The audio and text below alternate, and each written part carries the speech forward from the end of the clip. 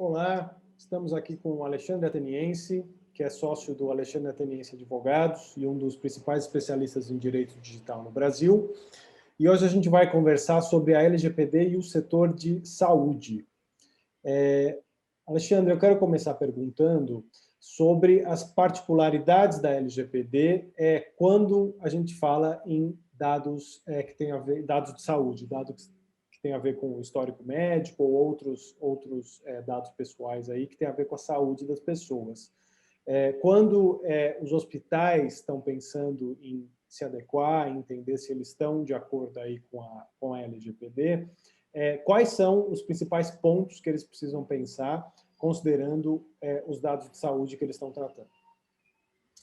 Bom, antes de mais nada, é importante dizer que esse assunto de LGPD na área de saúde já é um tema em que nós estamos enfrentando no escritório há praticamente 3 anos, mão na massa mesmo, analisando todas as atividades operacionais que têm falhas e que representam riscos jurídicos e também penalidades, ataques à reputação, etc. São mais de 3.000 horas de trabalho só nessa área. E o que a gente aprendeu muito ao longo desse tempo é que, primeiramente, os hospitais precisam entender, sobretudo os seus diretores, quem exerce o poder diretivo, que contra eles é que poderão recair as penalidades, é que o hospital lida quase que 90% dos dados pessoais na categoria de dados pessoais sensíveis. O que seria isso na prática? Nós temos 2 tipos de dados pessoais na legislação. Os dados pessoais comuns são aquelas informações que podem identificar um cidadão, como, por exemplo, fazer com que eles sejam identificados pelo nome, pela filiação, data de nascimento, CPF, etc. E outros seriam os dados, as informações que podem identificar, tornar identificável um titular. Ou seja, se ele usa óculos, se ele tem barba, o tamanho do sapato dele, alguma coisa desse tipo. Já os dados pessoais sensíveis, que esses é que preocupam, porque são dados que eu diria que o titular tem vários motivos para poder manter sob seu controle, na sua esfera íntima, informações que ele não deseja revelar a público, são aqueles dados que podem ser utilizados de maneira nociva para tomar decisões discriminatórias contra o titular. Ou seja, um resultado de exame, né, qualquer enfermidade que ele tiver, os remédios que ele toma, isso tudo poderia ser extremamente prejudicial e causariam danos bem maiores. A experiência que a gente tem é que existe ainda muita informalidade nas atividades de tratamento de dados pessoais nos hospitais. O que o gestor da área de saúde precisa entender é que agora tratar mal dado pessoal tem preço e custa caro. Eu não estou falando apenas de multas administrativas, que normalmente a gente está vendo hoje serem aplicadas não apenas pela Agência Nacional de Proteção de Dados, que só vai entrar aplicando a partir de agosto, mas de outros órgãos fiscalizadores, como o Ministério Público, PROCON, SENACON, que as multas normalmente começam em 7 dígitos. Certo.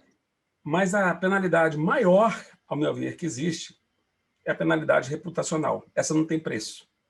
Então, na medida que existe a divulgação viralizada de incidentes envolvendo hospitais, quanto ao que tratam mal os dados pessoais, para mim, esse é o dano que não tem preço e custa muito caro reparar a reputação da organização perante as plataformas digitais.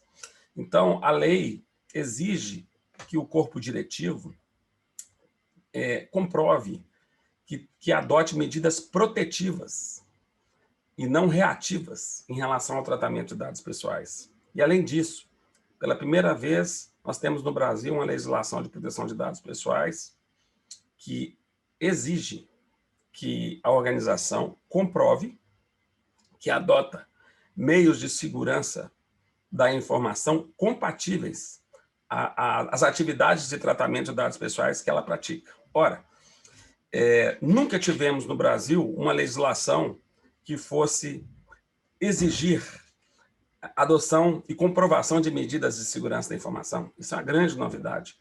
Então, veja, o que eu percebo é que a maioria dos hospitais ainda não entendeu quão grave é essa situação, sobretudo porque existem setores dentro dos hospitais que o risco é imenso.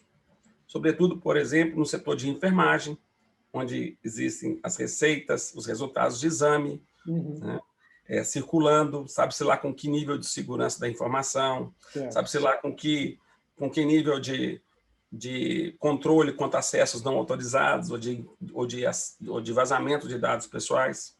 Existe um problema terrível dos hospitais, que é a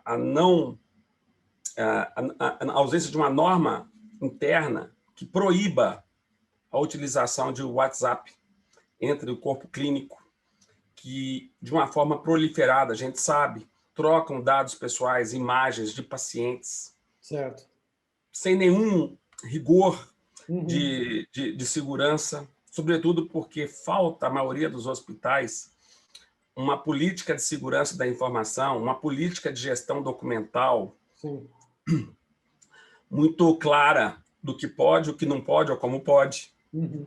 E dizer que quais são os meios oficiais que o hospital irá considerar para ser o meio de comunicação, para trafegar esse tipo de dado sensível. Isso não existe.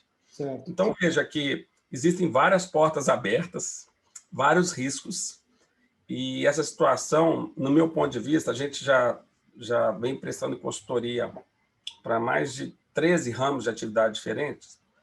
Sem dúvida alguma, o de saúde é o que mais preocupa, pelo volume de informações que os hospitais tratam e pelos riscos que eles se expõem. E, sobretudo, ao meu ver, depois de poucos meses que a lei entrou em vigor, muitos hospitais, sobretudo o seu poder diretivo, ainda não está sensibilizado totalmente em relação aos riscos que estão já acontecendo. Certo. E eu entendo que é um assunto de governança digital. Os diretores de hospitais têm que participar dessas conversas, têm que pautar, têm que criar um comitê de governança, que eu chamo de comitê de governança health, ou seja, só para a área de saúde, onde esse comitê tem que ter como pauta recorrente assuntos relacionados à proteção de dados pessoais, a segurança da informação, a reputação digital, as medidas de compliance, orquestrado pelo DPO, que é o encarregado de proteção de dados, que é um novo cargo que é exigido pela lei e que também eu estou vendo muitos hospitais até hoje não tendo nomeado o seu. Certo. Então, são muitas lacunas. Nós identificamos aproximadamente umas 25 lacunas operacionais em todos os hospitais que fizemos esse tipo de consultoria, que demandam medidas corretivas imediatas, certo. Porque o risco já existe, as penalidades são altas e algumas vezes incalculáveis, como é o caso da reputação.